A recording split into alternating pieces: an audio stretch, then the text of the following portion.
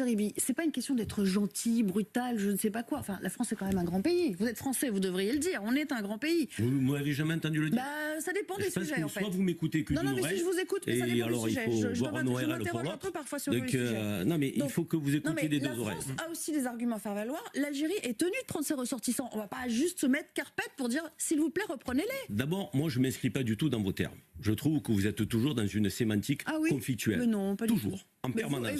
Carpette, quand même. Je suis désolée, moi je considère qu'on est une plus grande puissance que l'Algérie. Si je peux vous répondre, je considère ça vous gêne tellement mes arguments. À chaque émission, vous parlez sur ma voix. À chaque émission. Vous l'avez laissé dérouler pendant 2 minutes. Et moi, à peine j'ouvre la bouche, vous me sautez dessus. Si vous ne voulez pas entendre mes arguments, si ça vous dérange, Nelly, ne m'invitez pas. C'est mieux, franchement. Je veux dire, honnêtement. Moi, je vous dis qu'on a 2 grands pays face à face. 2 grands pays face à face. Je vous ai posé une question à la base. Je peux vous répondre. Merci. 2 grands pays face à face, la France et l'Algérie, qui doivent se parler avec respect, qui doivent se parler par des voies diplomatiques. Parce que comme je vous l'ai dit, la problématique de retour des OQTF n'est pas un problème franco-algérien. Avec le Maroc, la Tunisie et l'Algérie, nous avons le même problème. Pour autant, avec qui nous créons des tensions et des crispations? Avec l'Algérie. C'est bien qu'il doit y avoir quelque chose d'autre derrière. Disons les choses clairement.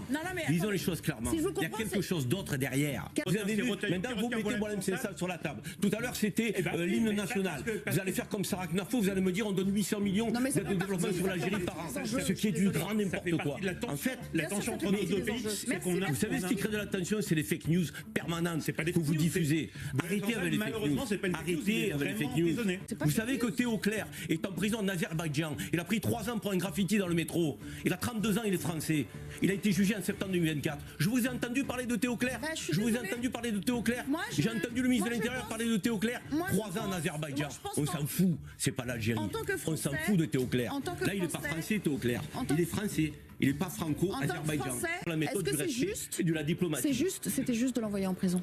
Mais qui? Boualem. Mais qui? J'ai déjà dit que Boualem Sansal, je voulais le voir dehors. Est-ce que parce que je veux le voir dehors, je vais créer un problème diplomatique avec l'Algérie? Bah ouais. Je vais plus parler avec l'Algérie? Oui, en fait. Mais pourquoi vous ne le faites pas avec l'Azerbaïdjan de Théo Clair?